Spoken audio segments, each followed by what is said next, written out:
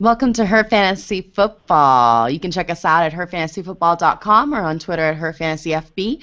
We're also on ESPNW under the Fantasy tab and on Facebook / Her Fantasy Football. I'm your host, Courtney Kirby. And I'm Ashley Williams. And I'm Brandon Lee. And it's week 3. And not that many people to be able to play. Oh, man. It's like the first bye week. Suspensions, yeah. It is. It's like the first bye week where everybody's on bye. We're left with like just Lamar Miller. What is that coming to? That's it's not good. It's not good. It's not good. I've got guys playing for me under running back that I didn't even know they played in the NFL. So it's bad. What up, Curie? what up, Wes? Yeah, it's crazy. It's getting nuts. But yeah, so week 3, it's great. This is the last week before buys. So we're gonna get into some of your social media questions because this is it, guys. Next week, week 4, there's a lot of teams on buy. So nightmare. Enjoy your over 100-point fantasy teams this week. Mm-hmm. What do we got for social media?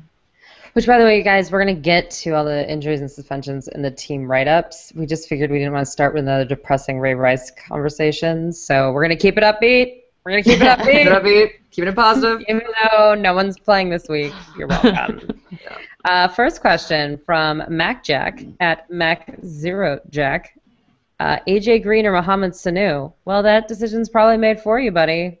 AJ Green is, I believe, at the best, doubtful. They're probably going to keep him out till after the bye. But he will be back after the bye, but that's week 5, right? Right. Luckily, Sanu looked good, so. I picked up Sanu in like 3 leagues. He's my new boyfriend.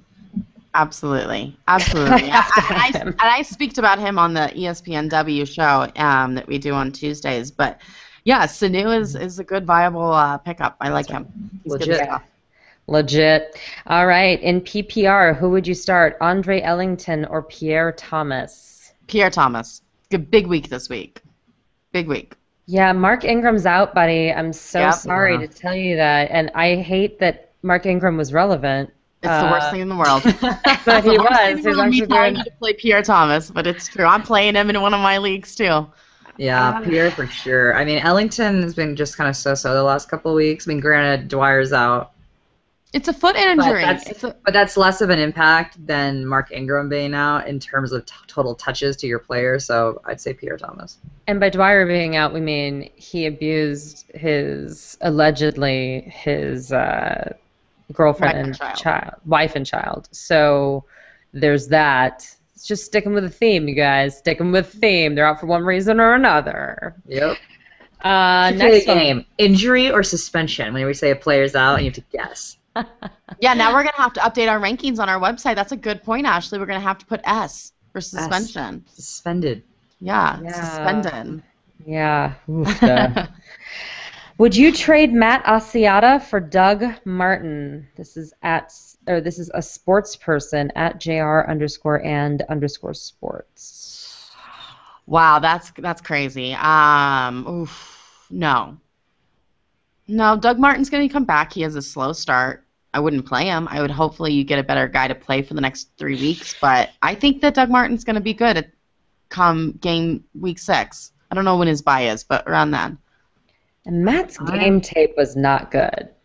I mean, I know he got points, but I think Jerick McKinnon's going to take him over, the rookie. I don't know. Now that AP's out for good, I don't know. I feel like it's going to be a Bernard Pierce 4-set issue where it's running back by committee. They both share the ball. They both get 6 points. And who wants that for their fantasy team? I think both could be a committee, right? Because Bobby Rainey's looking decent. And, yeah, he is. And he was pretty good last year. And Doug Martin, notoriously has slow starts to the season. He's just kind of looked okay. He's been struck with the injury bug again. And they could very well land themselves in a committee-like situation as well there. I see what you're saying about the Vikings. I would sit tight.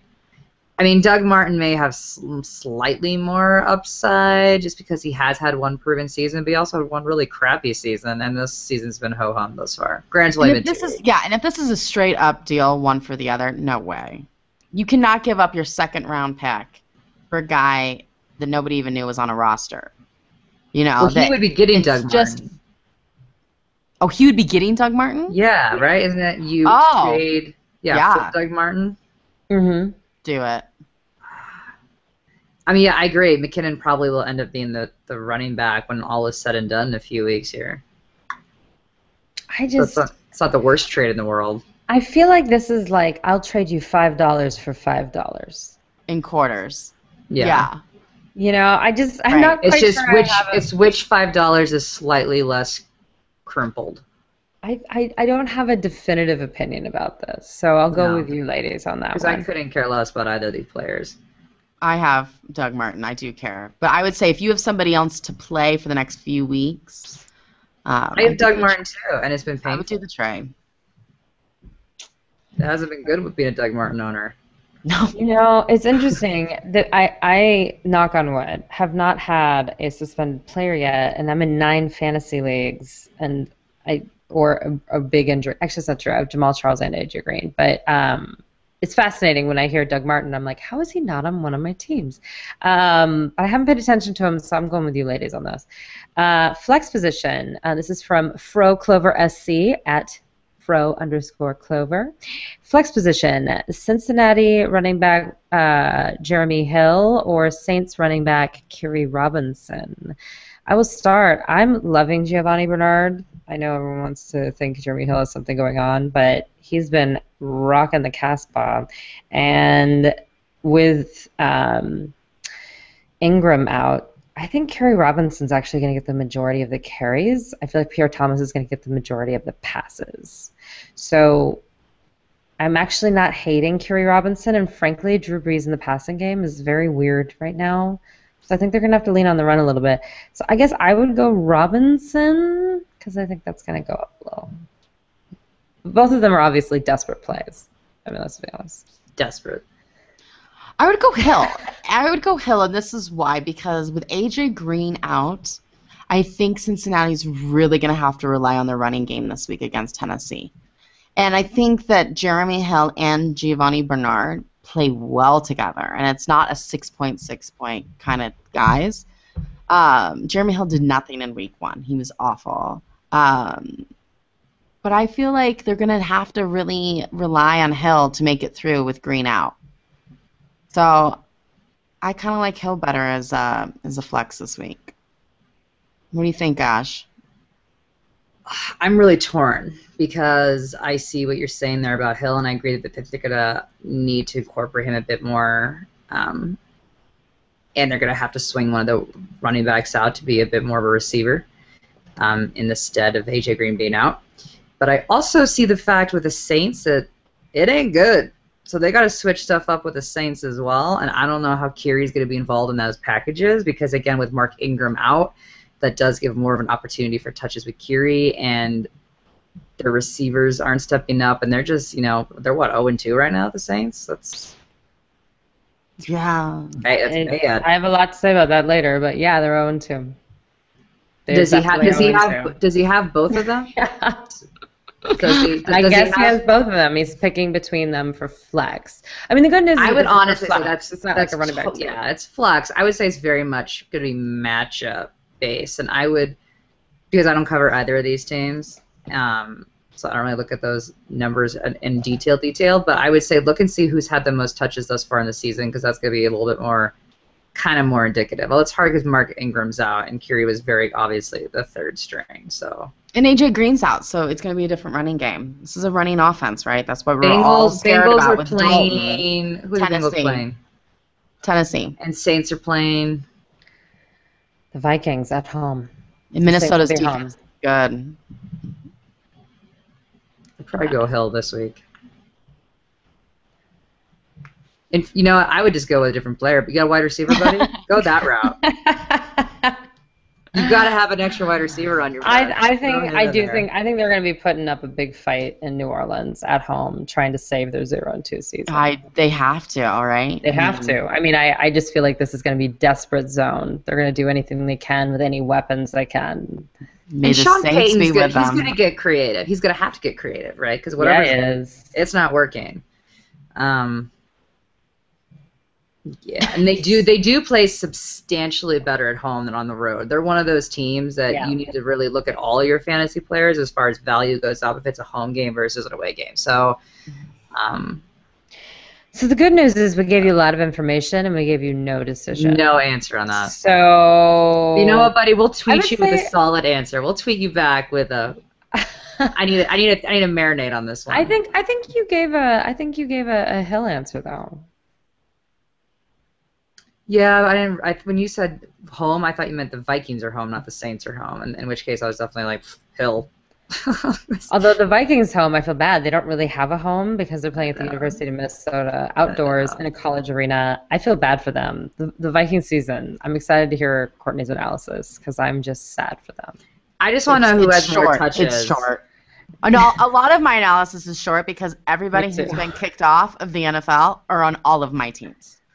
So there's like not much to go over, really. You know, court cases, I suppose, if you want to get into that, but I'm not going to. So, one more question, Brandon. You got one more question? I do not. I just threw away my iPad. Perfect. Well, then we'll move on. We did 4. I'm sorry. No, that's good. I asked for 3. You did 4. It's perfect.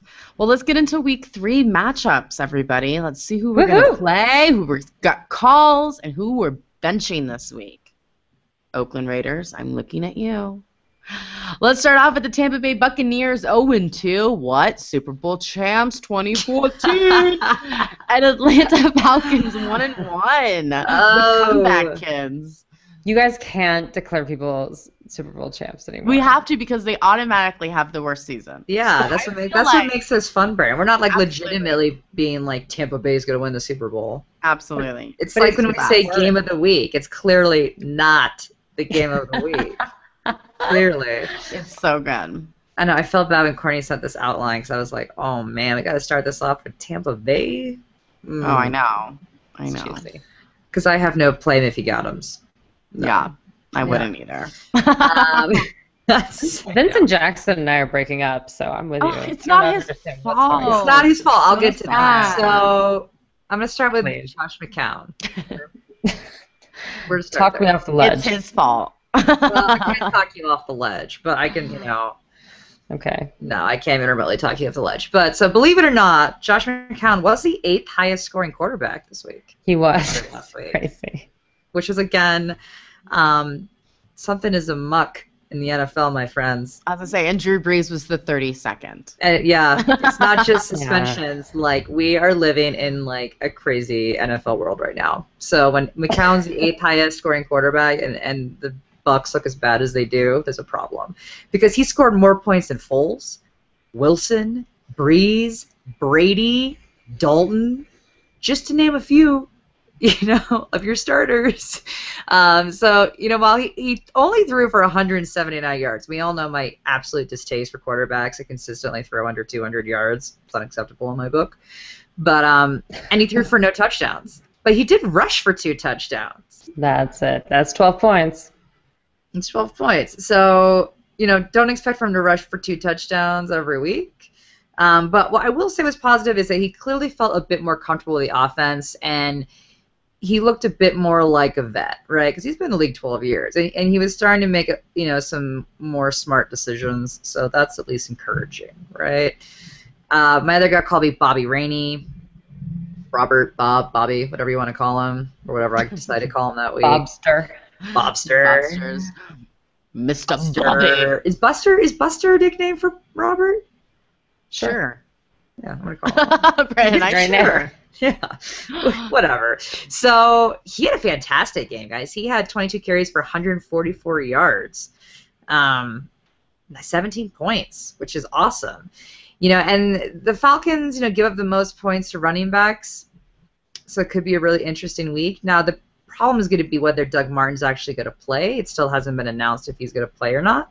So his fantasy value is riding a little bit, and he's in that gut call status because of that. But if Doug does not play, I would almost bump him up into a must-start.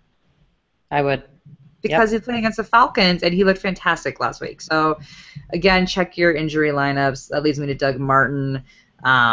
Again, in my gut calls, because we don't know if he's going to play or not. If he does play again, I don't know if I would feel super comfortable throwing him out for a Thursday night game when he, hasn't been really practice. He's been limited, in practice, so he hasn't had a full practice yet. So I'm not sure I feel super comfortable with that, especially because he hasn't put up any sort of sizable numbers thus far.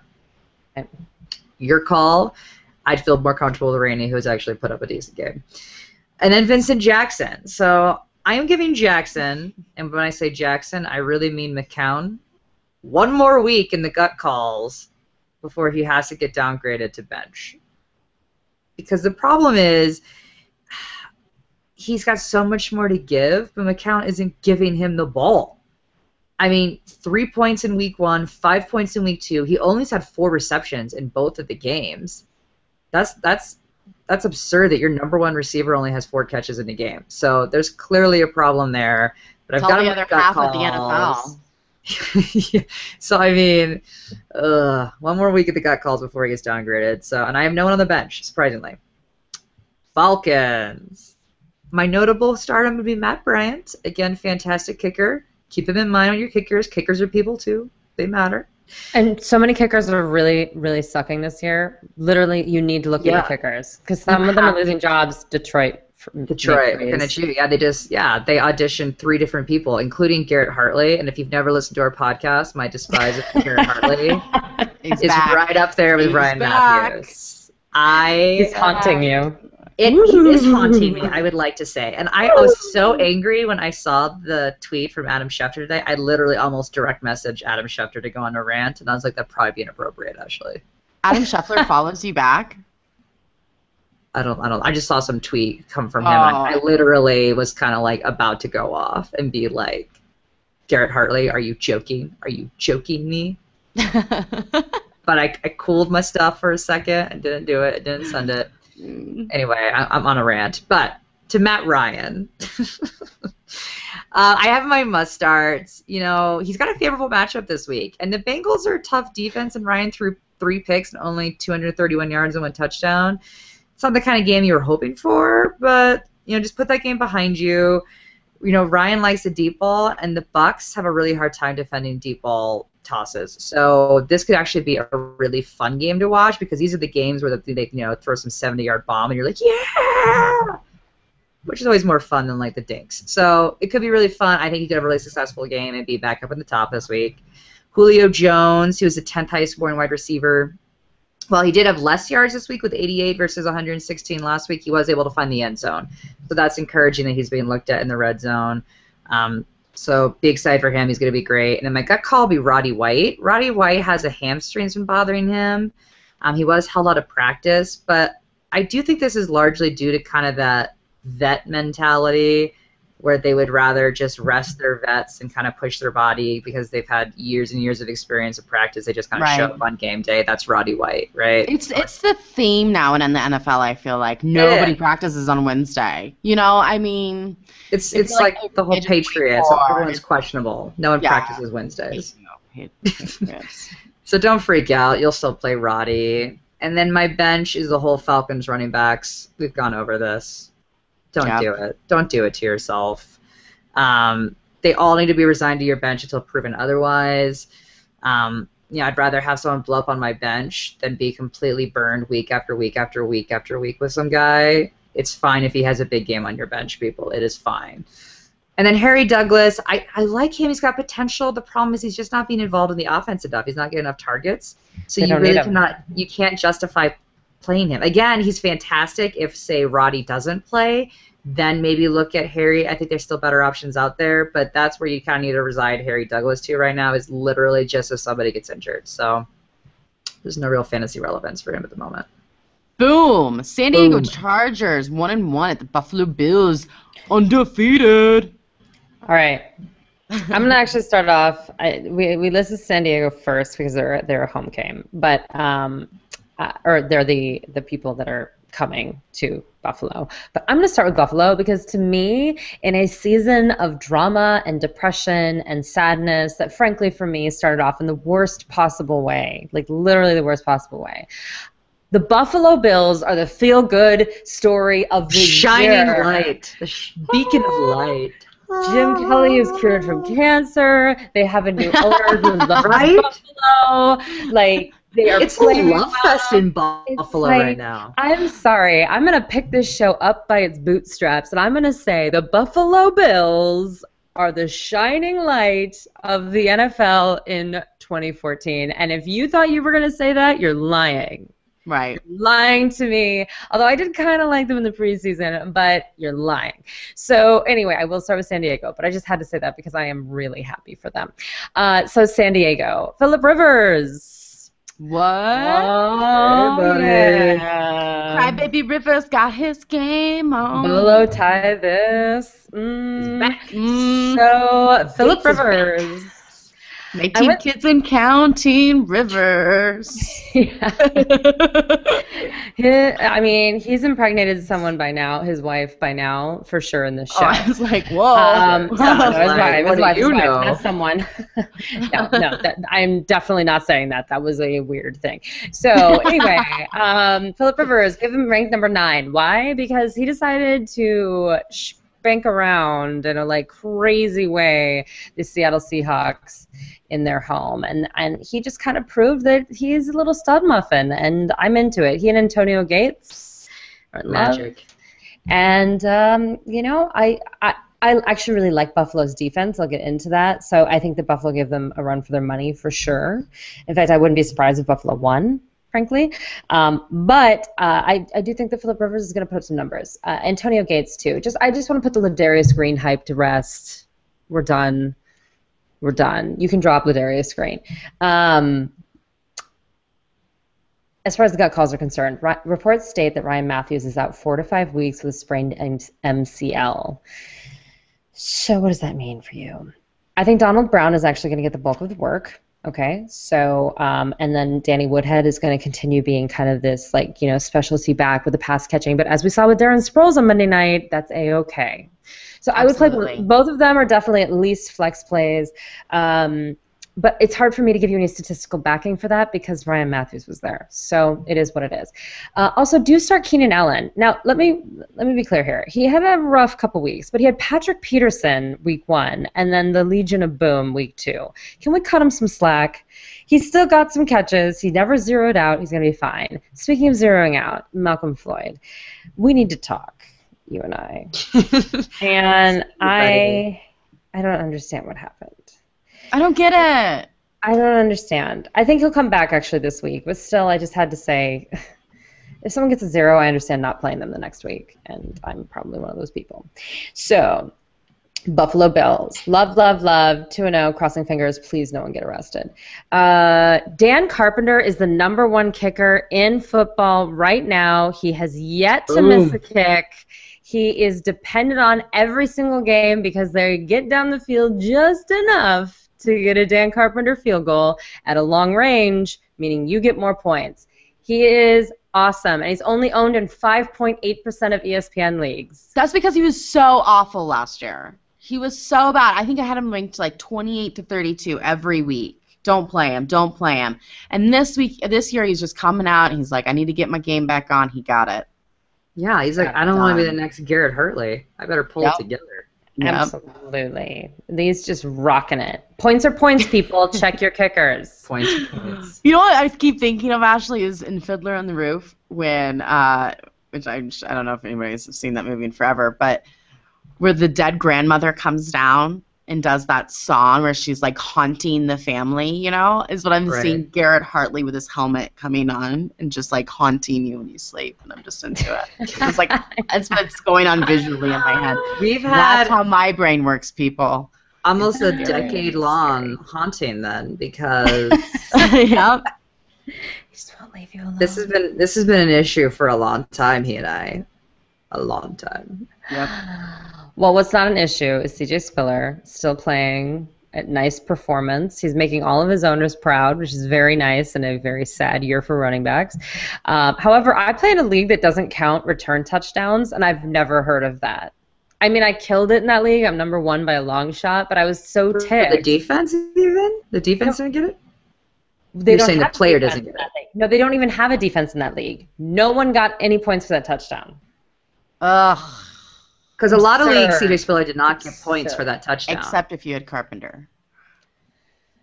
But depending on your league setting, yeah. That's true, Courtney. It's true. Yeah, it was total garbage. I was ticked, but it's fine. Even without that, he was still like a top 20 guy. So, and then right now, Fred Jackson's right on the verge of being a flex and not a flex. Okay, he's been number 36 and number 40, but I think he'll do well against San Diego. Just putting it out there. He just needs a touchdown. He just needs one touchdown. Let's get it done. Got called Sammy Watkins. Obviously, he has this nagging rib injury, but he had this coming out party last night where he caught 8 passes for 117 yards and a touchdown. He's a talented rookie, but it's going to be boom or bust. So it's all about your flavor. And as I said, the Baltimore defense. Okay, they were number 2 last week and number 9 in fantasy points the week before. Just putting that out there. Their defense is rocking. Benchwarmers are obviously E.J. Manuel, and then pretty much everyone else, because E.J. Manuel only throws the ball 26 or 27 times a game. It's not good. It's not enough. E.J. Not enough for any other receivers. None. Dallas Cowboys 1-1 at St. Louis Rams 1-1. Game of the week. Sure, that's what I was gonna say. Oh my gosh, the Cowboys. I think I hit the jackpot, guys, when we picked teams, because I have the worst teams in the NFL this year to cover. They just are bad. It's just so bad. Okay, we're playing Des Bryant. We're just going to play him, you guys.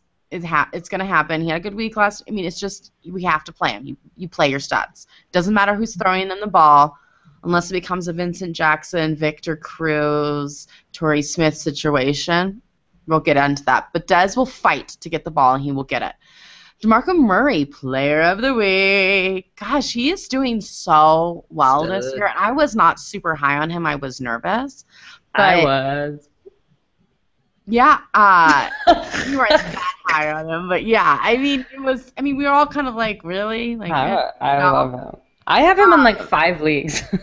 Well, he's amazing. He's so great. I just love him. Yeah. Yay. Thank you, Murray, for being the shining light in the Cowboys. By far. Okay, let's get into the dirty gritty here. Tony Romo. Sucks.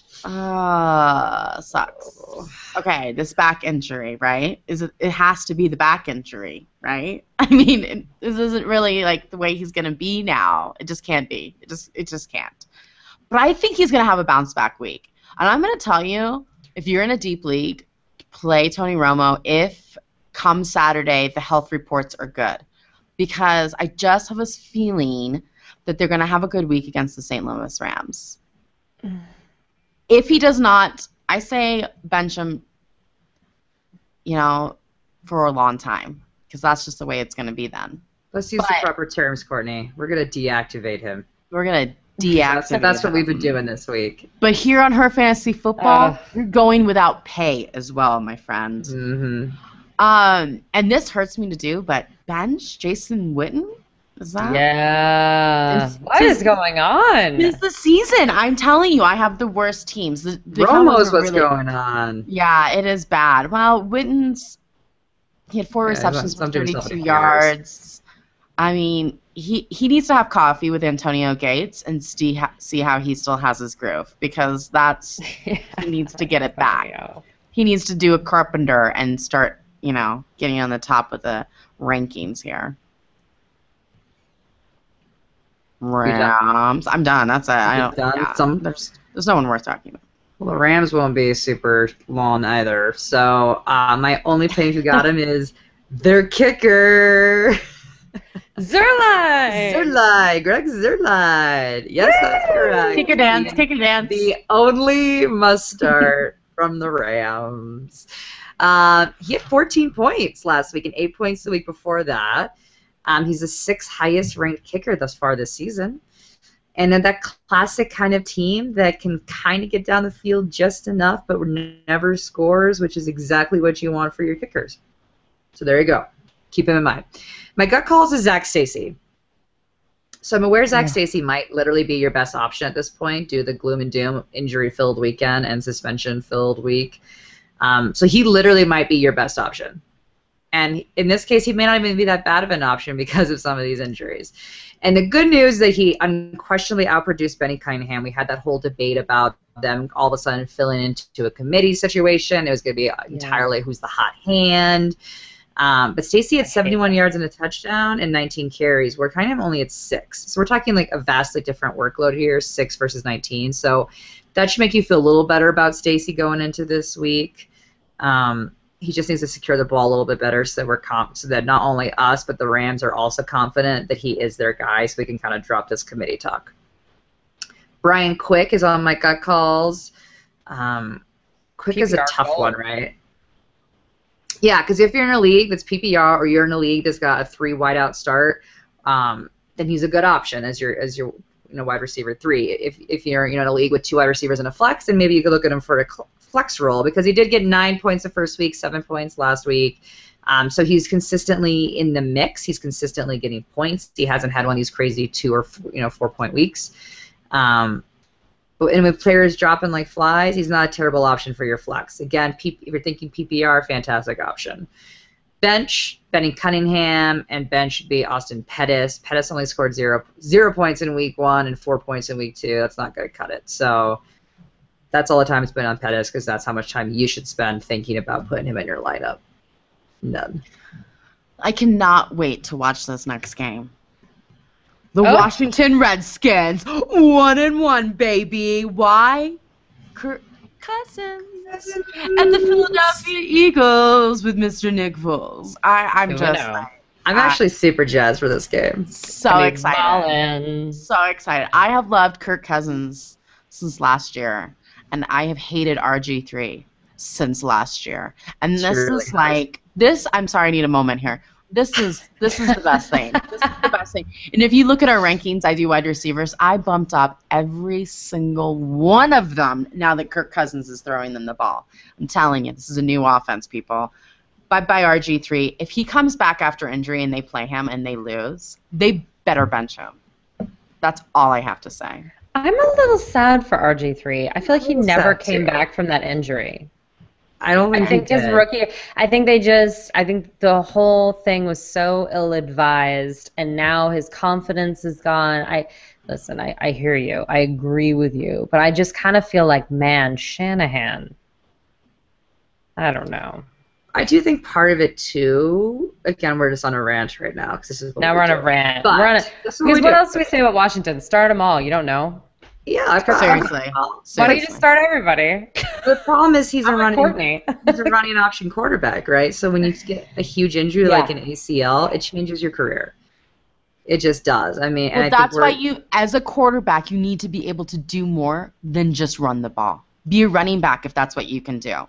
And you have to be able to run an offense, and RG3 is not able to run that offense. Kirk Cousins can run that offense. He is made for that offense, and this is going to be a different team. I think that might be a little down on Washington, but I think I'm a Kirk Cousins fan. Love him. You're welcome, wide receivers. You got yourselves a quarterback. Drop in the middle. Unless you're Pierre Garçon, because he only threw to him once.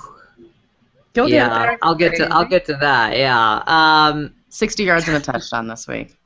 Play him if you got him. Boom. Alfred Morris. According to a bold prediction there. Woo! Washington Redskins turned in from my least favorite team to my favorite team. I was going to say, Courtney's going to throw me some sort of barter deal after this podcast. But I will give you the Cowboys if you give me the Redskins. Seriously. Same division. No, don't give them to me because one of them's going to get arrested. Don't do it. That's probably true. Yeah. All I have, it's bad will. That's there not jinx them. Yeah. Well, what I'm actually most excited about, which you would think would not impact a player, is literally Alfred Morris. I think benefits almost the most from this. I don't want to say move because it wasn't a move because RG3 got hurt. It wasn't as if Cousins usurped him. It just RG3 got hurt, right? So, with Cousins in, Morris is finally being incorporated as a receiver in some of these packages, right? I mean, he literally only had 9 receptions last year, which is crazy town. And here he already had a receiving touchdown, within like 3/4 of Cousins being it. So he was so Morris, excited. He was so excited. And you know what? It's so cute. We all know how much I love Alfred Morris, but I know, but this is really don't fall in beneficial love for with him. You never know. Will come out next week. I know. That's what I've learned. That's what I've learned. I couldn't even imagine. But he was the 7th highest scoring running back last week with 20 points. He had 22 carries, so he had a really good workload, which is, again, you want to be seeing your leading back in the 20 ranges for touches, right? You want to be in the 20s. It was for 85 yards and 2 touchdowns. Like, it doesn't get better than that. It really doesn't. And this is a divisional game. So whenever it's a divisional game, people like to play their best. I really think this would be a fantastic game for Alfred Morris. My gut calls is Pierre Garçon again because, like Brandon said, he only had 1 catch. Rough. But what I will say is that he actually played fantastic when Kirk Cousins was in 2013. Yes. He played really, really well, right? So well, in fact, we're talking over 100 yards, 2 touchdowns, and 8 catches on average for the games he played when Kirk Cousins was the quarterback. 80 yards and a touchdown, I'm telling you. So again, Courtney wouldn't be far off if he has that average. And he did have a whole week with Cousins because, again, you can't base things off these kind of games. I'm going to go a little long on the Redskins. I've got a lot to talk about. But because they didn't practice with Kirk Cousins all week, right? So it's a different dynamic when some guy gets thrown in middle of the game versus them practicing all week with this person. So I really think don't get too nervous about Pierre Garçon. He probably should still be in your must-starts because he played really well with Cousins last year. Deshaun Jackson, he left the game with an injury against Jacksonville to shoulder. He did not practice today, or I should say Wednesday, so it's a little bit nerve-wracking there. So I can see you being a little cautious on that. But if he does play, I think this would be a good thing because, again, Kirk Cousins is going to open it up a little bit more for the receivers. So you just really need to check your injury report for Deshaun Jackson. Niles Paul. What? People. Who? On your rosters. Exactly. I guarantee you until Jordan Reed comes back. Yeah, he did not get picked up in your league. But he was the 4th highest scoring tight end last week. He had 15 points. He had 99 yards and a touchdown. Beautiful. Crazy. Now, Jordan Reed is getting closer and closer to actually coming back. But Reed has not been productive in thus far. And if Paul is productive, you never know. Gruden may make a change. Probably not, but you never know. And it's worth picking up if you were a Jordan Reed owner. It's you can handcuff yourself in this tight end situation because, again, tight end is not a super deep position, and Paul was definitely being incorporated by Cousins, so it's not a terrible idea to pick him up while Reed is hurt. Kirk Cousins is on my bench. I'm sorry, Courtney. It's not that I don't think he'll play well. I think he'll actually probably do pretty well this game. 19 points. He was the 7th highest scoring quarterback last week. 19 points. Eagles have a really weak secondary. So it's entirely possible he could have actually a pretty fantastic week. I just think you probably have other quarterbacks out there that are your starters that also have pretty decent matchups that you probably want to play instead of him. Oh, like Tom Brady? No. Or Drew Brees? Or all these quarterbacks who can't do anything this year? We're giving Drew Brees one more week. We'll get to Cousins, that. people. Cousins. I'm not against it. If you're in a deep league, go for it. I think, I can't help it. I'm totally biased. You never know. There's other people. Courtney's like all about Cousins. But I am. I don't know, and I don't have anybody on the Washington Redskins on any of my leagues, so I'm completely uninvested in these people. Would you play Cousins so over don't Foles? listen to me, but I love myself some Kirk Cousins. What? Would you pick Cousins over Foles? No. No, Foles, no. But I don't have Foles No, because either. Foles has the highest floor. Yeah. Which we'll get into if you're done with your benches. I am done with my benches. Because I was just making the Eagles, this is my point. Chip Kelly. I have nothing else to say, you guys. That's all I'm going to tell you. They're all Chip Kelly. Chip Kelly. Chip Kelly and Mark Trestman. Oh, So the Wall Street Journal actually had a story about how Chip Kelly literally has professors, a network of professors all around the country studying how best to run the football. Sociology people, psychologists, statisticians, you name it, they're actually working for him to find the missing piece to the running game. He's a nerd like me. I'm totally into this guy. He's a money baller, and he's winning. And how is he winning? Darren Sproles was the #1 running back last week, and then LaShawn McCoy was number 10. He had 2 top 10 running backs in the same game. You guys. And a top 10 wide receiver in Macklin. I can't with these guys. What do we have to say? Yes, Darren Sproles emerged, but LaShawn McCoy's still there, friends. It's A-okay.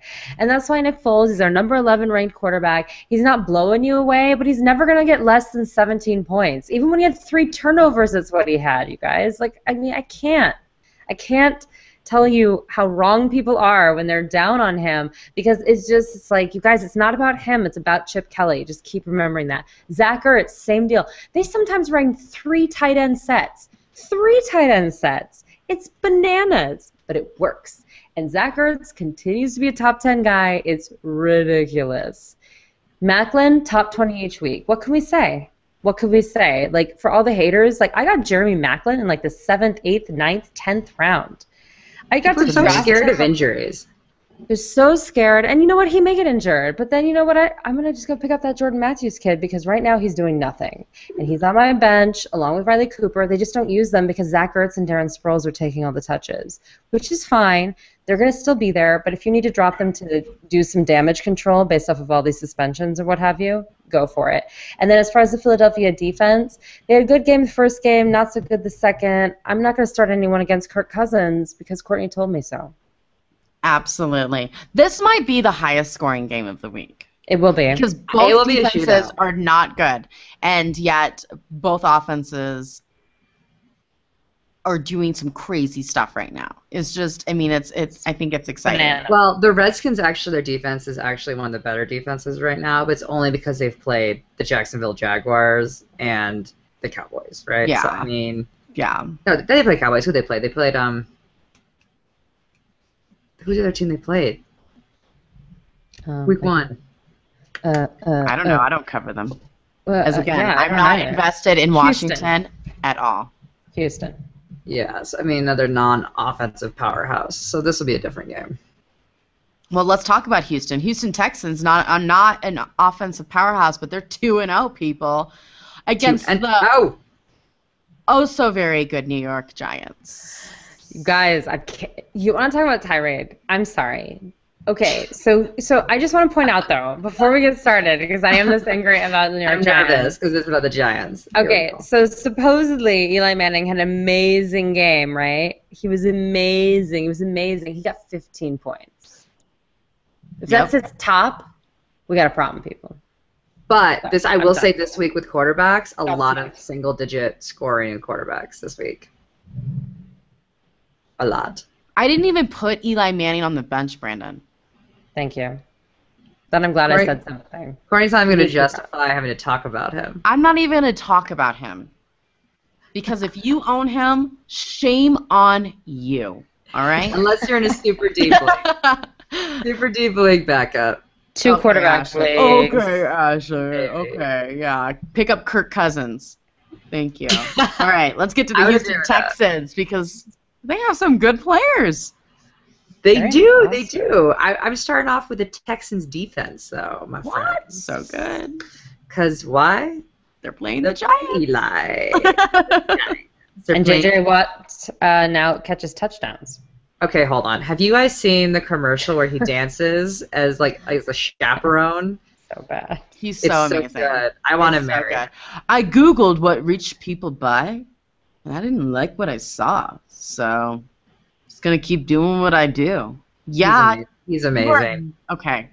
If he comes out with criminal charges against him, I'm seriously going to lose faith in humanity. It's done. It's over. It's over. Me and Alfred Morris. Oh my God, yeah. right? I would Stop. probably have a complete And mental Peyton Manning. breakdown. If the three of them, that's done. It's done. You know what? I'll actually start watching soccer at that point. Yeah. Football. That's how much it's over. That's So how good. over it will Oh, be. Alfred Morris. Yeah. No, but J.J. Watt, first of all, congrats, buddy, on your touchdown. Amazing. It was funny because he had 2 catches and Pierre Garçon had 1. That's how sad it was for Pierre Garçon last week. But we're already off the Redskins. On the But fun fact of the day, guys. The Texans have a total of 28 fantasy points and have only allowed their opponents to score a total of 20 points.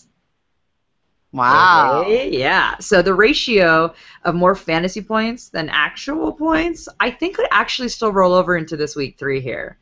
I was like, so you're saying the Giants aren't going to have a back bounce week?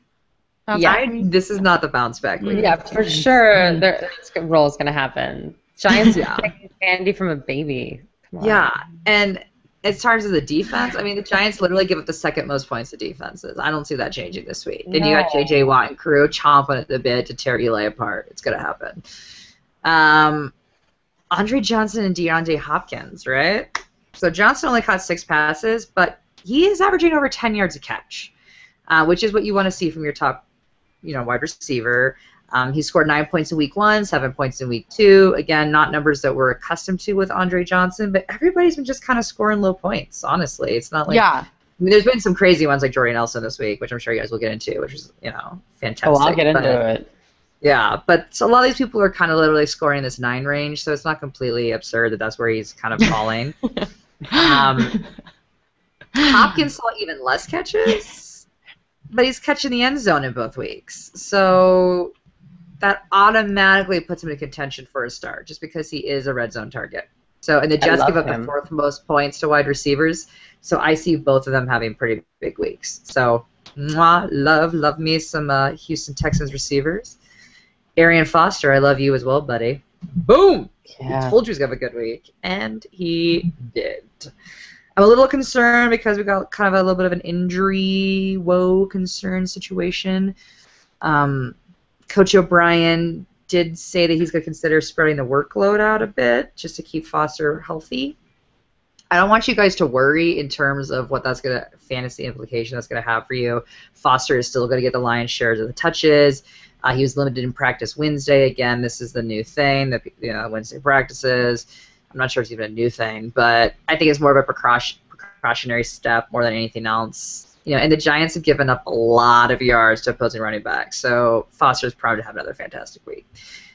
Gut calls? None. You're either play them or you're not. So my bench players, Ryan Fitzpatrick, again, just because you have other options. But I will say that he has gotten 13 points both in week 1 and in week 2. It's more than Drew Brees owners can say. Just saying. And then Alfred Blue. So Blue will be the beneficiary of Foster's workload being reduced and spread around. But do not let this tempt you to actually put him into your lineup. We're just really used to Foster literally being one of the few solo backs in the league. So with him actually distributing some of his touches, it's not a reason to completely go off the handle and put Blue in. So at best, Blue's got flex value, and it hasn't even been proven for that yet. So keep him on your bench. Great name. Keep him on your bench, people. Keep him on your bench. There's going to be a lot of bench talk, I suppose, if I wanted to go down that way with the Giants, but I'm not going to do that to you. I'm over it. You're not going to shame them? No. I mean, maybe. I might get into it, actually, a little bit. But for now, we're just going to stick with who you're going to play, and his name is Larry Donnell. Is that how you pronounce his last name? Yeah. I think it's it. I think that's all she wrote, you guys. I'm loving Rashad Jennings. Yeah, and then Rashad Jennings, although he had a fumble, which is so unlikely. I mean, uncanny for him. I think it's because he plays for the Giants now. I think he's just confused. Like, oh, this is what is expected of me. It's not, Rashad. We still own you too here in fantasy land, and we need you not to have fumbles. But it's fine. He's amazing. You're gonna stick with him. Other than that, there's no gut calls. Everybody's benched, including Mr. Victor Cruz. Yeah, and don't let that Ruben Randall touchdown throw you for a loop. No. Fools And that's the thing. Somebody's going to get a touchdown. Got one. Right. And it might not be Larry. It might be somebody else. Larry, pick up the week. Pick of the week, right? I mean, I can't help it. Cruz has 5 drops now. 5 drops. They're all dropping the ball. I'm not defending Eli. Let's be clear. Eli's not playing well. But the receivers are not helping this situation. They're literally dropping balls in their hands. Yeah, and I'm pretty sure this is Victor Cruz. And mind you, he is owned by almost 100% of leagues. Yep. He hasn't had a touchdown since week 4 in 2013. And he hasn't had a touchdown at home since 2012 season. Oof. Good stat, Courtney. That to me is, you're not going to play him, people. Yeah. You cannot continue to get burned. Let it go. We need to let it go. We need to let it go. Sorry, Cruz. I want to see some more dancing. That's not going to happen this week. Bye-bye. Bye-bye, Giants. Let's move on to more depressing news. The Minnesota Vikings 1-1 at New Orleans Saints. Yeah. This is not the matchup of the week. Play him if you got him. Cordell Patterson. Last week was bad, but so were the Saints defense. So this should be a comeback week for him. I like his matchup. I'm all in on Patterson. I still have a crush on him. And Kyle Rudolph. I'm putting him in must plays because it's a tight end position. Maybe we'll get a touchdown this week. Maybe. So I'm going to put him out there. Good calls. I've got Matt Hazada. Is that pronouncing it? Why not? Asiata? Yeah, that sounds better. I think that sounds French. Yeah. We do French on this show? We do French on this show. Asiata. Asiate. Raw dialect, yeah. Yeah, no. He had 36 yards rushing and 48 yards receiving with a touchdown. So that's not bad. If you're going to compare it to somebody from last week, it's Darren McFadden, which is not great. But that's the reality where we are with running backs, people. Any sentence where you're compared to Darren McFadden is a problem.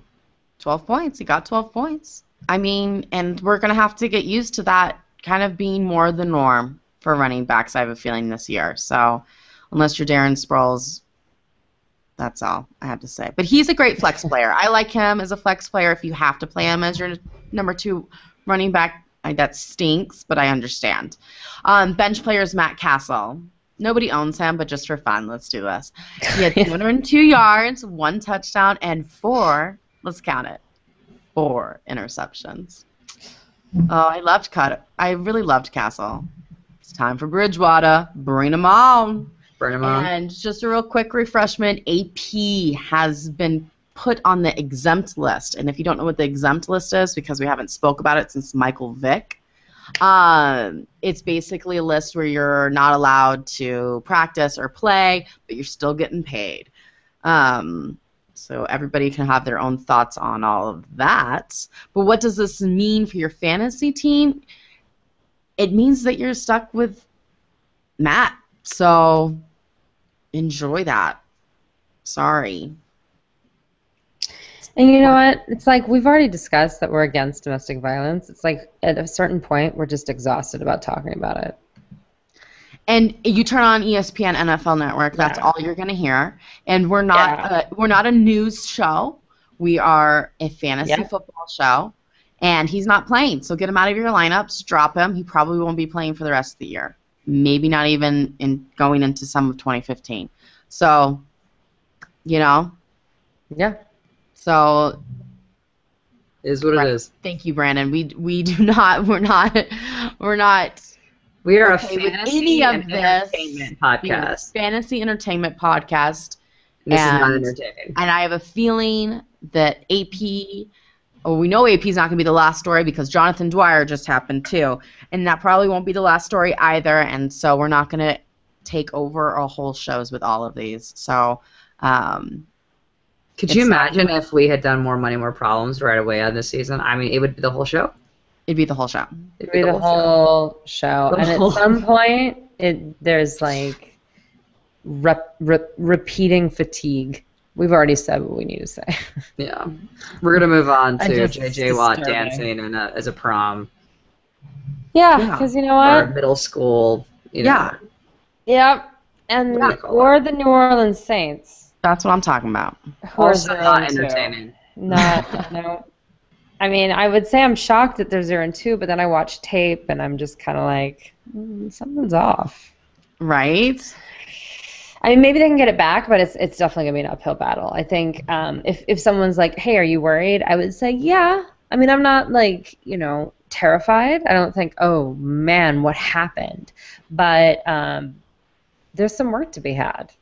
They need to work at it this season. It's not there yet. So, play him if you got him. Is Jimmy Graham? Welcome back, my friend. In week 2. Graham caught 10 passes for 118 yards and 2 touchdowns. Hello. Drew Brees is the guy who this is his last chance. We've ranked him number 4 for quarterbacks, which, by the way, was lower than everyone else that's quote-unquote experts online. I checked. The lowest anyone ranked him was 2 in the matchup against the Vikings. I went But to we're 4. real. We're real here. And I actually was thinking about ranking him lower. I figured if he's a starter, he's a starter, and I think that if you have him, you're going to start him. So it is what it is. But this is the last week, and then we're going to be really nervous. And Eli Manning's a starter too, but no. Like he's a fantasy starter. So you drafted him. You drafted him as your starter. You're going to play him, right? Yeah. As far as I can give you 2 weeks, 3 weeks. We're going to have a little conversation, but he has yet to have a game without an interception, so hopefully that can happen this week. Got calls. Mark Ingram broke his hand, which was crazy. I missed that. He played. Yeah, he played. That's what I'm saying. Like he played. So no one got that, and he's gonna be out for a month. Yeah, you kind of need your hand to hold on to the ball. So. Yeah, in his one fantasy relevant season. So what does that leave us? Aaron Thomas and Kerry Robinson. They're going to divide the work. Mark Ingram, oddly, has been a stud for the first 2 games. So there is going to be work to go around. I believe Kerry Robinson is going to get a lot more of the carries and that Pierre Thomas is going to get a lot more of the catches. I don't understand running back by committees, and they've yet to win a Super Bowl in that way. Maybe New Orleans did, but I seem to think that they had a power back. But anyway, it's a thing. We have to just adapt to it in fantasy. Brandon Cooks is also in the gut calls. Last week he only caught 3 passes for 17 yards. But the week before he caught 7 passes for 77 yards and a touchdown. It's a typical rookie fantasy season for a wide receiver who's going to be a stud. So, it is what it is. Bench warmers, I'm putting Marcus Colston on the bench. Okay, he's zeroed out. He zeroed out last week, and I don't play people the week after they zero out. Did you see that... Twitter, the tweet someone sent us about Marcus Colston on a milk carton missing since what was it, like 2012? I'm like, he's been missing since a lot longer than that, buddy. Seriously, it's so good. And you know what? In week 1, he caused that interception for Drew Brees, and he's just not. I don't know what's going on. So he might have a fluky great game. That's fine, but he's not going to have it in my starting lineup. And Kenny Stills, he's not ranked. He has a quad injury. He's been battling it. I don't know, you guys. And the New Orleans defense is bad. Yeah, I just took him off the rankings this week. Yeah, it is the season. Tennessee Titans 1-1 at Cincinnati Bengals 2-0. No play him if you got him. None. Cincy's really good defense. They're good. So my gut calls is Delaney Walker. Fantastic week for him, which we called, by the way. Love fun. But what I will say is that the Bengals have a much better defense, and Locker will more than likely struggle in this game. With that said, they aren't a top 10 defense in defending tight ends, so there is hope. On the flip side, any team that watched last week's game and is smart enough to double team Walker, because he is the biggest threat. So I think this is really truly a tough call on whether you think he's your best option. 'Cause I do think they're going to double team Delaney Walker, because Kendall Wright and Hunter haven't done much, and Walker was pretty productive. So up to you. My bench is a whole lot of benches. I got Jake Locker, first of all. So did you see what the Bengals did to Matt Ryan? Yeah. And Matt Ryan is a better quarterback than Jake Locker. So, Locker struggled against a mediocre defense in Dallas. I mean, Dallas was pretty bad, and now we're kind of maybe semi-upgrading to mediocre, but they're still kind of that bad range, and Locker still didn't look great, right? So there's potential that this could be an absolute nightmare of a game. And they do give up the 7th fewest points to quarterbacks. So, Locker on your bench. I've also got Kendall Wright and Justin Hunter on my bench as well. So Wright only had 3 catches for 31 yards on 5 targets. That's not good. And Hunter only had 2 catches for 26 yards on 6 targets. So combined 11 targets between 2 players, that's not going to cut it, even remotely. And the Bengals give up the 6th most points to opposing wide receivers, so there is the possibility you could maybe think this would be a bounce-back week. But again, that's all going to be pending you thinking that Jake Locker is going to succeed in this game, and I really don't think he will. So this is not worth the risk on them. And then Sean Green, Dexter McCluster, and Bishop Sankey, you know the drill, people. You're not putting them in your lineups, period. Don't do it. Don't do it. Cincinnati Bengals, A.J. Green injured. Sad. That hurts me. Very sad. That's not a good one for me. So as I said at the top of the show, this is kind of a repeat of the top of the show because Giovanni Bernard and Jeremy Hill are going to have to be used. I like Bernard, obviously, more than I like Hill.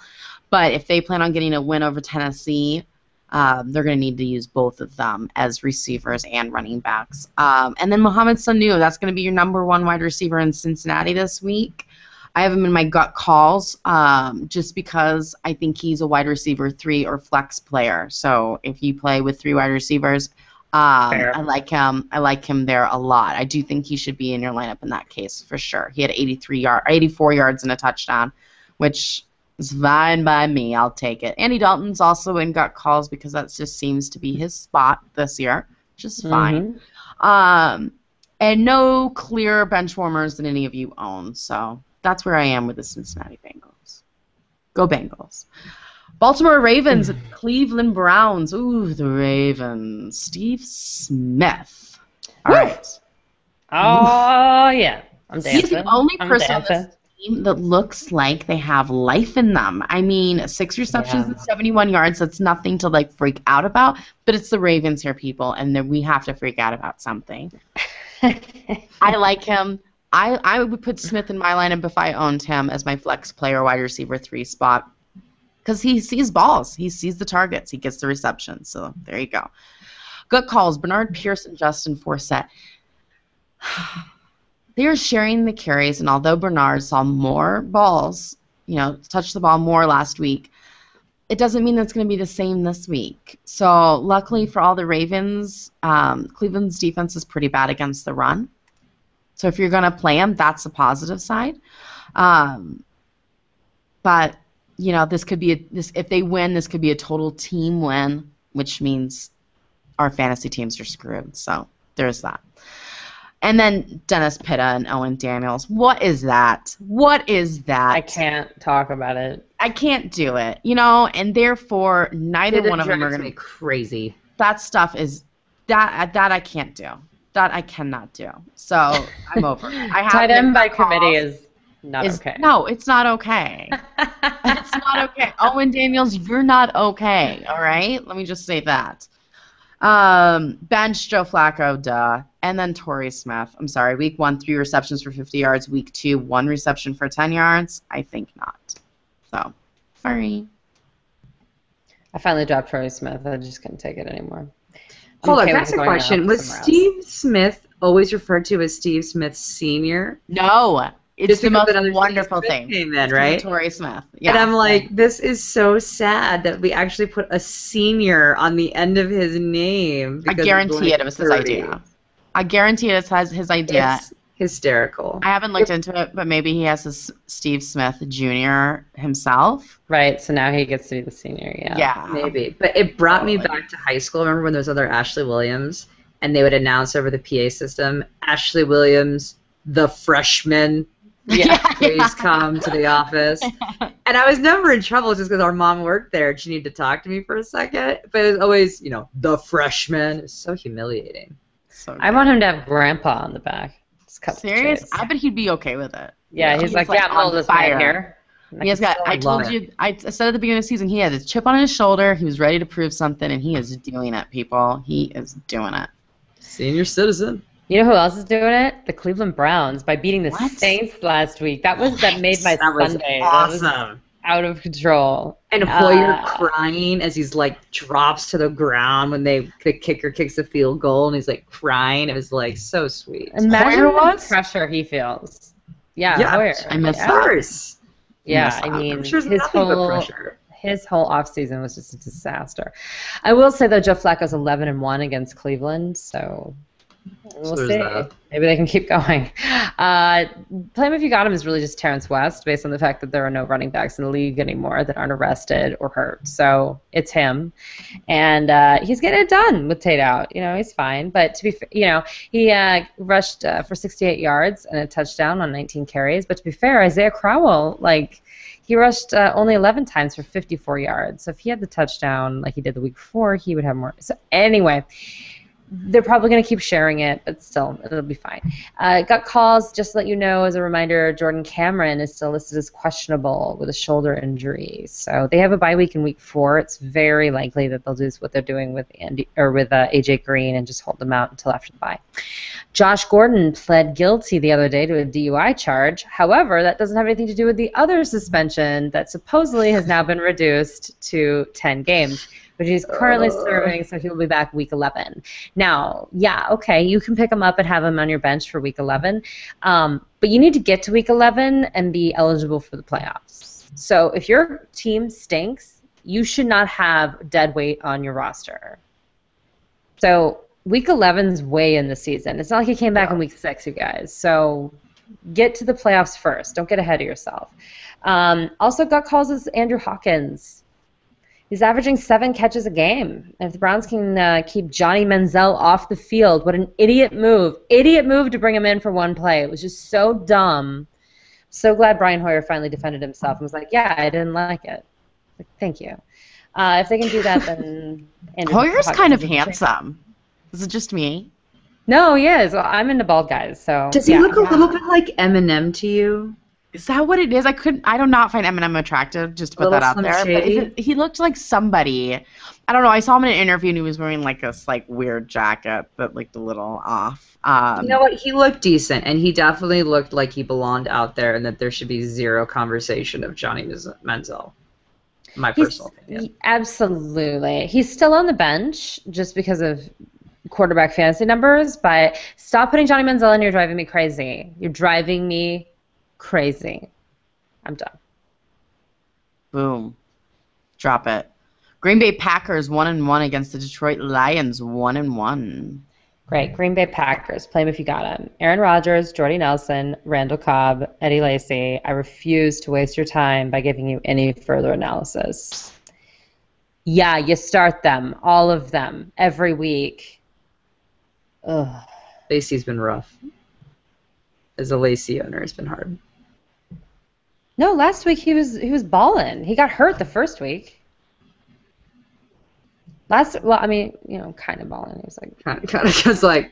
he's like the sturdy guy. Let's define. Yeah. I mean, but based on the fact that everyone else is hurt and out, Yeah. I just feel like Eddie Lacy is a must-do. Not as much as the other guys, certainly. Jordy Nelson's breaking records and stuff. I mean, whatever. But got calls. Mason Crosby, he's not really got call, but he hasn't missed a kick yet. And once again, feel free to love on him and pick up kickers that don't miss kicks because they're all getting their jobs taken away from them. Bench warmers, Jarrett Boykin. I'm done with him. Done. He caught 1 pass for 6 yards, and the week before he caught 0, and I dropped him for James Jones, and I won't look back. Bench warmers. There are no tight ends to even talk about on the show, and they don't really have a fantasy defense either. So they're averaging 3 fantasy points per game, their defense. So wouldn't do that, especially against the Lions. Done. Nope. You are playing Matthew Stafford, though, so I know it was a rough week last week, guys, but he's playing the Panthers. Okay? We told you to temper your expectations. Yes. It is what it is. At least they're done playing that team. The Packers defense has been struggling to keep quarterbacks at bay. So forget about last week and keep them in your lineup. Don't even think twice about it.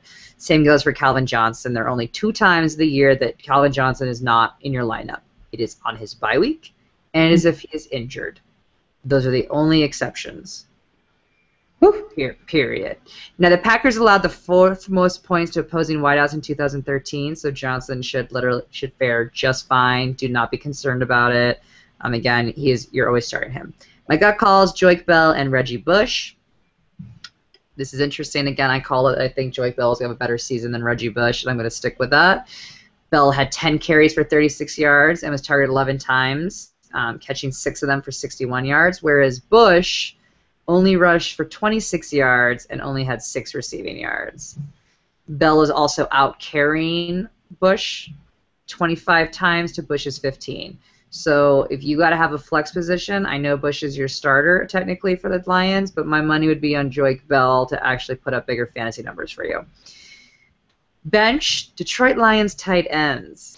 They have too many tight ends, too many tight end sets, too much going around spreading the wealth. You have no idea who's actually going to get the ball that game to be worth your consideration. So, done. Don't even think about them. Boom. Indianapolis Colts at Jacksonville Jaguars. Game of the week. Game of the week. Brutal. Yeah, although Luck's numbers weren't huge last week, he still helped me win 2 fantasy leagues. So, hey, I'm keeping him for week number 3 because he's amazing. Love him. 6th ranked guy. And it's the Jaguars, so, you know. Reggie Wayne. Okay. T.Y. Hilton got banged up. He was seeing a lot of targets. I have a feeling that's going to go towards Wayne this week. So I kind of like Wayne. I think he's a good play, and I'm kind of all about it. Ahmad Bradshaw. Hey, buddy. Hey. Outscored Richardson both weeks thus far. I do not see the trend ending this week. Bradshaw was fantastic against the Eagles with 70 yards rushing and completing 5 catches for 26 yards and 2 touchdowns.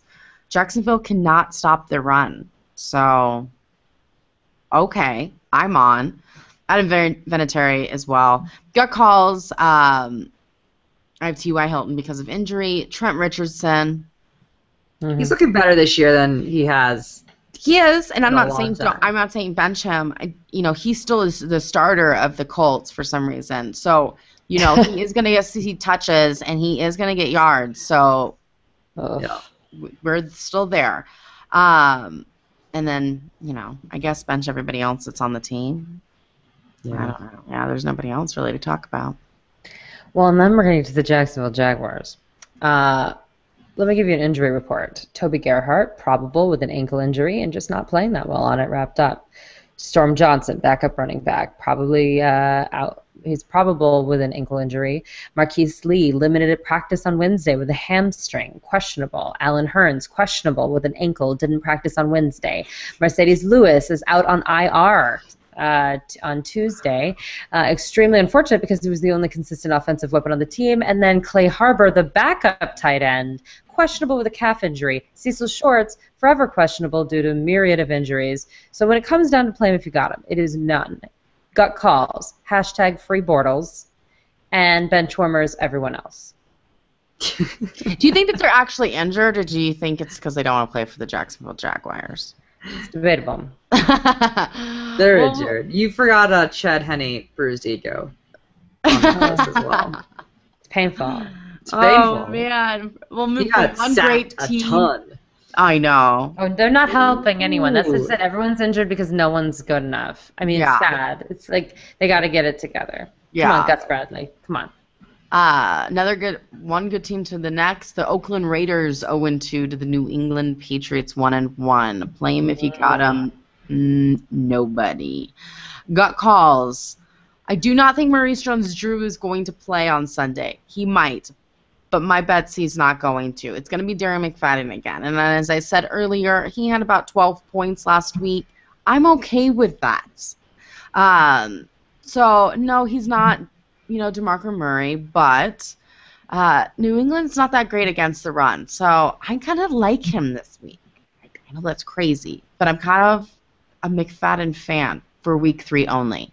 Okay. And then bench everybody else. James Jones is really stepping up but the Patriots are really good against passing. So I'm not loving him against the Patriots, and that's the only reason why I'm putting him on the bench this week in week 3. New England Patriots.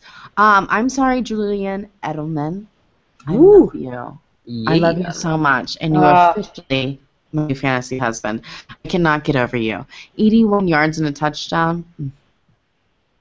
Par for the course. Another double-digit performance. It's good.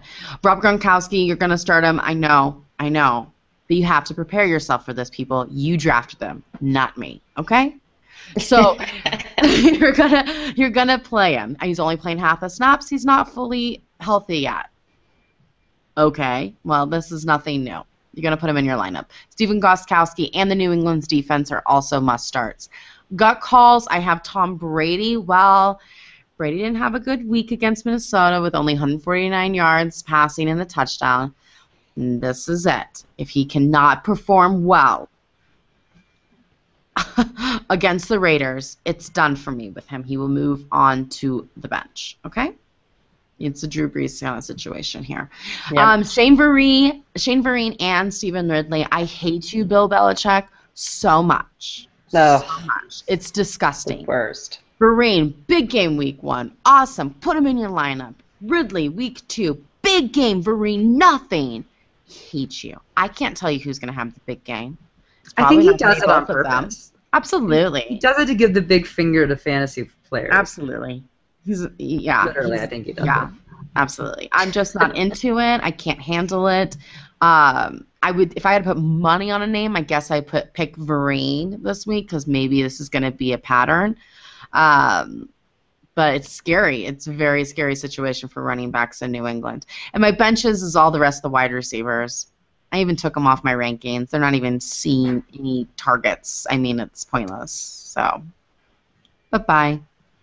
Bye-bye. San Francisco 49ers 1-1 at the Arizona Cardinals 2-0. Fantastico. Play him if you got him. I'm going to say Michael Crabtree. I don't feel great about it, but he had a bounce-back game with 7 catches for 80 yards and a touchdown. I'm okay with starting him. I'm not crying if he's not on my team. You know what I'm saying? Mm-hmm. Colin Kaepernick is in the gut calls, and I just don't even know if he should be there. He's averaging 14.61 fantasy points. It's just not good enough. He looks watching really the tape, bad. and I keep wondering, like, how is this happening? It's just bizarre. And then what did he say to get that language penalty? I'm very intrigued by that. Also in the gut calls is Frank Gore. He did have a bounce-back game, but I'm just not quite sure what's happening with that whole offense. I'm not blaming Frank Gore. I just don't know. Same with Vernon Davis. If he's playing, you're all in. He was struggling with an ankle injury, weird, not full in practice kind of stuff, and he wasn't obviously okay during the game last week. So, but he's a stud if you can get him.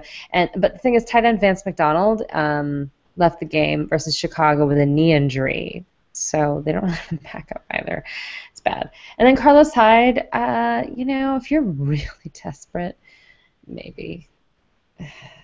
I don't know why that would happen. But anyway, everyone else is on the bench, including my man Anquan Bolden, just because the offense is, and I can tell that Harbaugh's really frustrated. They need a Kirk Cousins moment in their life right about now. Yeah, it's called Alex Smith. Yeah, I was going to say, we did call that Colin Kaepernick. Yes. I'm kidding. No, but what's really sad, though, watching that game is that his points reflected much higher than his actual performance. Yeah, absolutely. It's sad and scary. Oof. Not good. It's not good. And the Cardinals are a good defense, so this isn't going to be the bounce back week. The Cardinals are a good defense, and I like them this year. I like them this week. I haven't been gut calls, but, feel free to play them. I would. I might be, actually. But other than that, there's no must starts. I've got gut calls. Andre Ellington and Jonathan Dwyer is gone.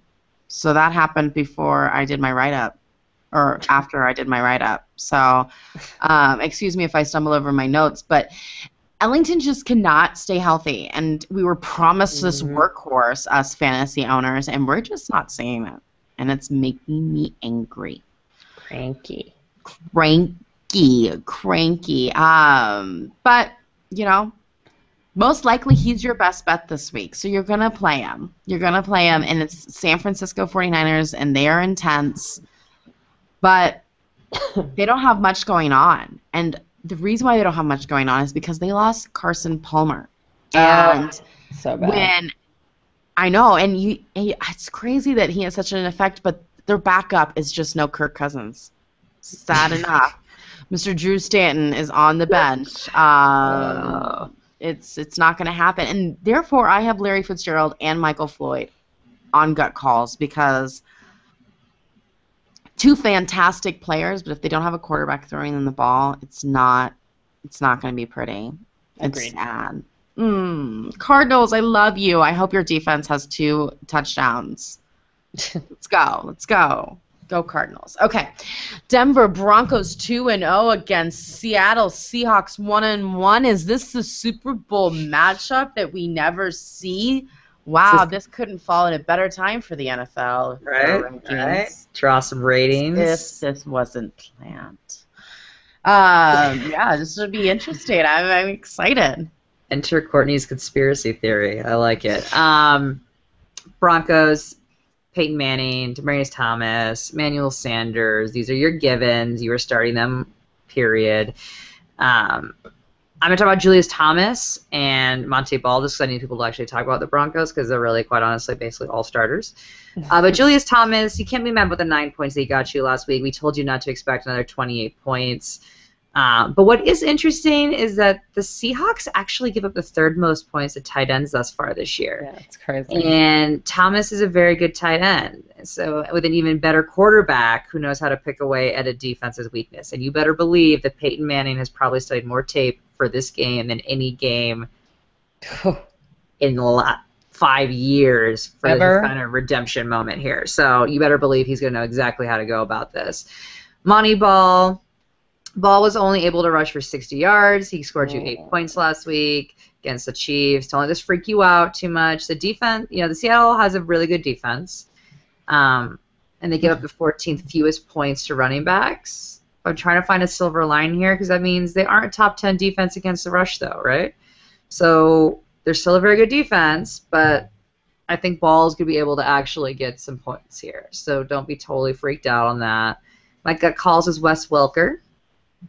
You can thank the league for Welker's early return due to the league's new drug policy that was announced today. Absolutely. Welker actually played fairly well against the Seahawks in the Super Bowl, I will say, in terms of him being a receiver. I'm not talking about the punt returns. Can't get into that.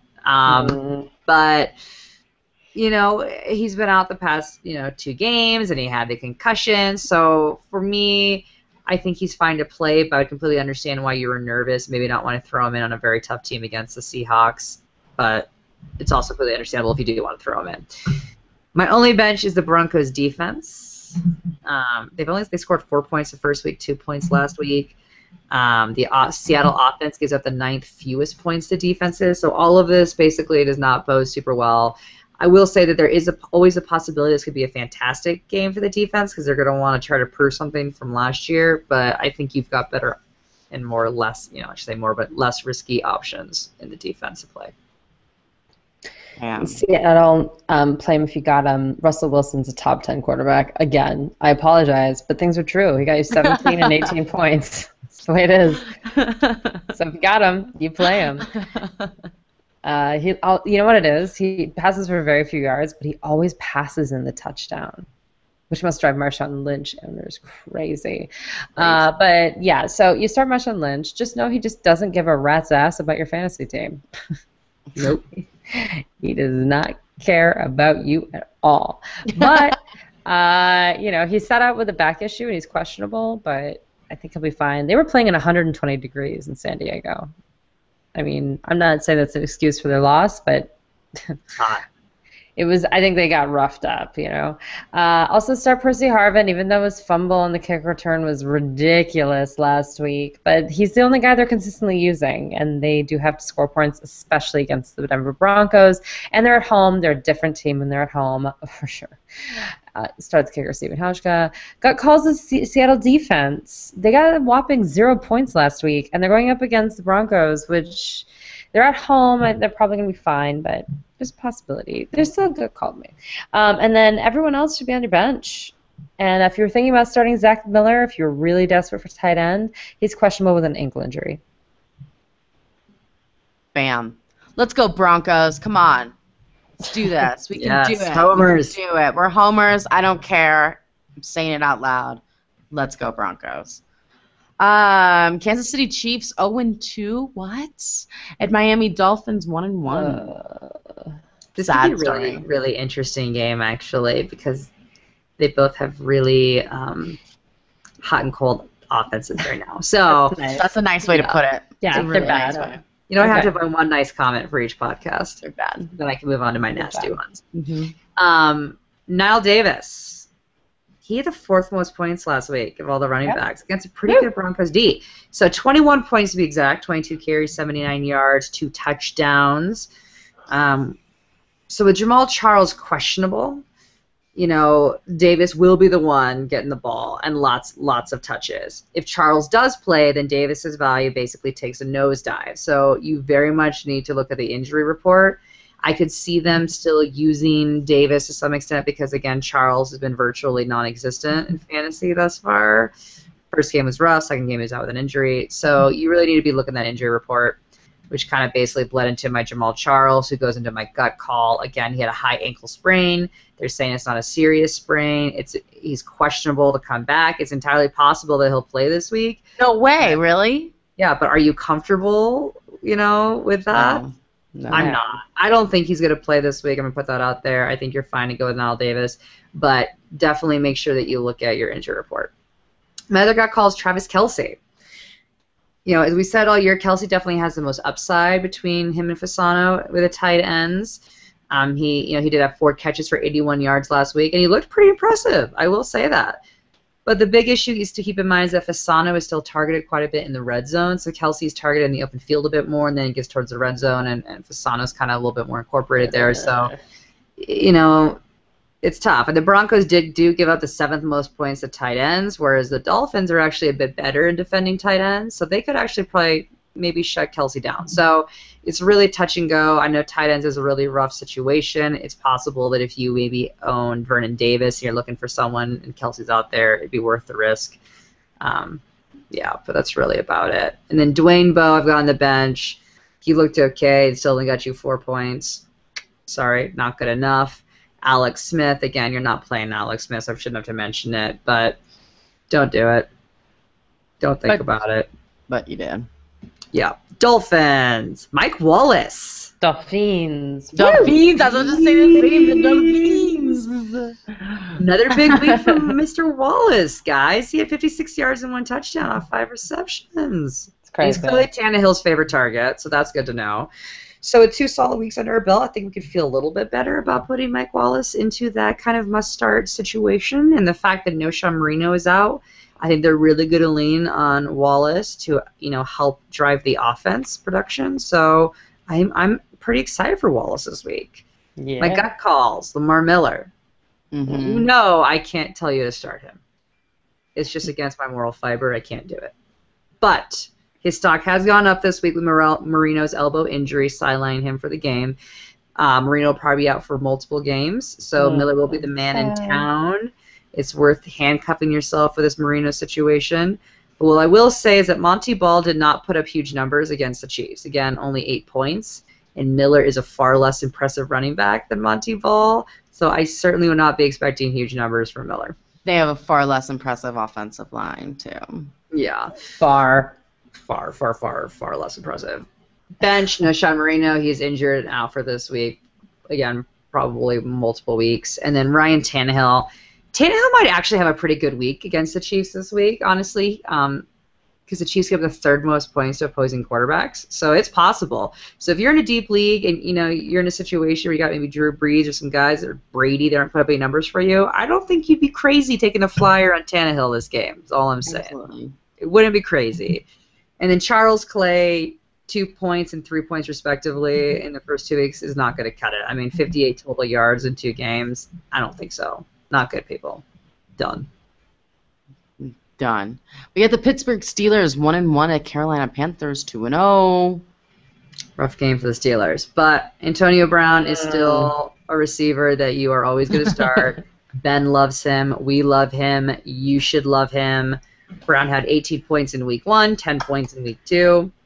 That's exactly what you want to see. Yes, the Panthers have a very, very stout secondary, so do keep this in mind, but I still think the Browns going to be able to produce you numbers. Gut calls, Le'Veon Bell. Bell's in my gut call section because he's going up against the Panthers, who are very good at stopping the run. But what is encouraging is I think they're really going to do a whole bunch of rollout packages where he's going to be actually used a lot more as a receiver this game versus a running back. I mean, he'll still get his running back touches, but I think they're going to really incorporate the receiving a bit more here. So I would say expect around 9 points again for him, which again isn't terrible. He's so good. He's really versatile, which is Very fantastic. But I'm just saying, it's Carolina Panthers, It is what it is. front seven. It is what it is, right? So, but they're going to get creative on how to use him. Bench, Ben Roethlisberger. Oh, He only scored 6 points against the Ravens, who give up the 7th fewest points to quarterbacks. The Panthers actually give up the 11th fewest, so they're you can score a little bit more on them versus the Ravens, surprisingly enough. But 6 points isn't going to cut it. Let's say he does slightly better and gets you 9 points. That's not going to cut it either. He's on your bench. And then Marcus Wheaton. So I don't love this matchup. So the Panthers' defense is pretty amazing and only allowed Megatron 8 points.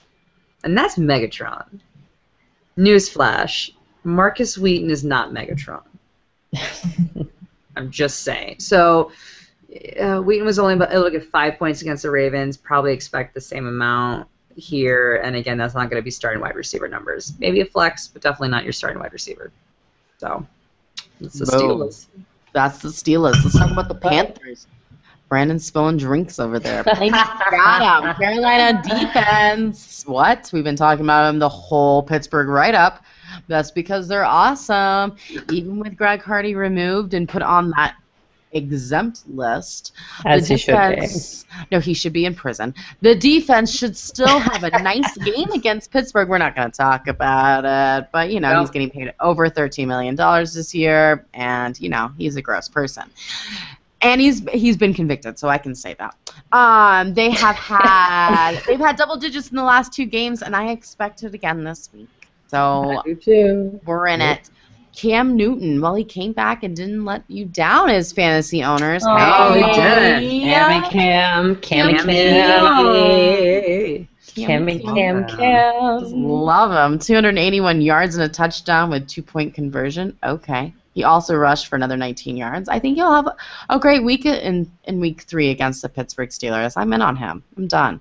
Greg Olsen, also a must start. I know he had no touchdowns last week, but he had 72 yards. He's going to play, guys. It's fine. It's fine. Awesome.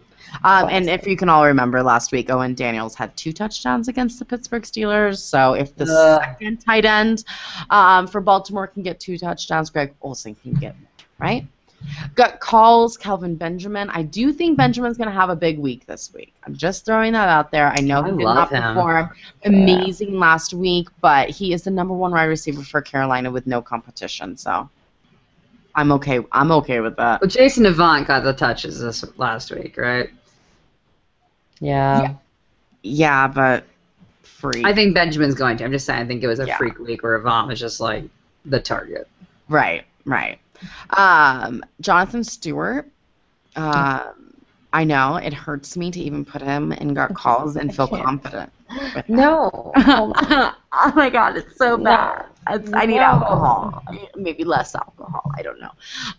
There's a possibility that D'Angelo Williams will be out or very limited on Sunday. I know Brandon's covering her face because this is sad, and I know it really makes the me worst. crazy. If that is true, Jonathan Stewart is actually a really good play this week. Pittsburgh isn't the best at stopping the run, and touchdown stealer Mike Tolbert is also injured. So I can't believe I'm saying this, but you're playing Jonathan Stewart. Oh it's almost assuring the fact that Jonathan Stewart's going to get hurt this week, because the moment you depend on him in your lineup, he gets hurt. Yeah, absolutely. He's going to go down. That's right, Ashley. You're right. So maybe don't play him. And everybody else is on the bench. We got the Chicago Bears 1-1 at the New York Jets 1-1. All right. So Alshon Jeffrey continues to be probable with a hamstring issue, and Brandon Marshall is probable with an ankle injury, same injury that he scored 3 touchdowns with last week. So there's that. So on that note, we have Jay Cutler. I hate myself, but you have to play him. He's doing so much better than most of the studs that are fantasy right now. He's fabulous. Martellus Bennett is a top 10 tight end the rest of the way. I'm sorry. As long as Jay Cutler's in, you got to start him. Must start. Matt Forte will be fine. He will bounce back. What happened is they stacked the box because they thought that Brandon Marshall and Alshon Jeffrey were too hurt to really have any impact. So they basically dared them to run all the way down the field. Well, they took the dare and won. So it's not going to happen again next week. Defenses are going to have to respect Brandon Marshall because otherwise he'll score 3 touchdowns. Exhibit A. One-handed grab touchdowns even. It was crazy. Crazy. Not as crazy as Fasano's grab, but crazy. I don't really have any gut calls or bench warmers because pretty much you're starting everyone. I will say, though, keep your eyes out on this. I don't want to give an opinion on this, but right now, obviously, there's a culture in the NFL that's self-adjusting, if you will. There's a possibility that Brandon Marshall might have things come up from his past, and it has become newsworthy, so I think it's important that we say what's going on here. If you're uncomfortable with that, I would trade him now, and I would do stud for stud. Just say, I will trade you Brandon Marshall for Jordy Nelson. Do just an equal trade. Don't go any lesser, but if you can get an equal trade just in case something weird happens, because as we can tell, the NFL goes back on their suspensions and people are not suspended, then they are, and then da-da-da-da-da. I would just say keep your eye out on news because your opponents might not be. That's really all I'm really going to say about it because he's been seeking help and there's a lot of, go read the stories, look at everything. It's a crazy deal, but these are things from years ago. I doubt it's going to happen, but if I didn't say it might happen, I would feel bad if it did. So there you go. New York Jets. Eric Decker, questionable with a hamstring. He had to leave the game, but he had a great game. He had 4 catches for 63 yards and a touchdown. It looked like it was going to be amazing. Yay, Eric Decker. So keep an eye on that. Play him if you got him. Chris Cross, it's fine. I know. Chris Johnson did not do well in this last game. It's okay. We're going to move on. Ground and pound, baby. Ground and pound. Gut calls, Geno Smith. You heard me. Quietly, he was the number 10 quarterback last I couldn't hear you. What'd you say? Geno. Eli's the best quarterback in New York. Yeah. Stop, I just can't even.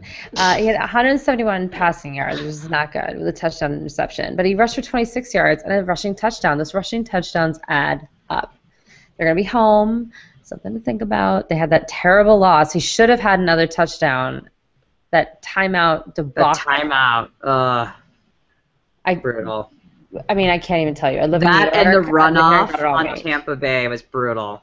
Just unbelievable. Unbelievable stuff going on. And then as far as the bench warmers, I mean, probably everyone else. But if Eric Decker's out, Jeremy Curley might be the sneakiest sleeper play ever. Bears I like defense Curley is bad. this week. Yeah. Let's do it. Yeah. CJ's got a big game, I have a feeling. I like do too. Curley a lot. Yeah. Yeah. Sneak it in. Let's Curley. do it. Speaking it. Sounds dirty. Well, and that's how we're going to wrap it up. So, why stop with one when we can have 2 funds? Mile High Club. They're the Jets. They're the Jets. Hey. That's what I think of when I think of sneaking it in. That's right. That's right. Oh my gosh. Inappropriate. It's amazing. All right. Hopefully, week 3 will be better than week 2 for everyone, except obviously the people I'm playing, including Mom. I know it's your birthday, but you're going down. All It's right? your birthday. We're gonna party like it's your birthday. Sip at Stop the it. party like it's your birthday. Done. We don't give Nice. a says it's your birthday. That's right. That's right. Hey, Brand's rapping. Hopefully Mom would not everybody- even know that song. Nope. Nope, not a problem. Nope. Hope everybody enjoyed the show. Good luck in week 3. Party on. Make sure to check us out on Twitter at HerFantasyFB and on our website at HerFantasyFootball.com for everybody we did not talk about. Hopefully they're on the rankings, and if they're not, don't play them. All right? Yeah. Until next time, guys, no more faking it.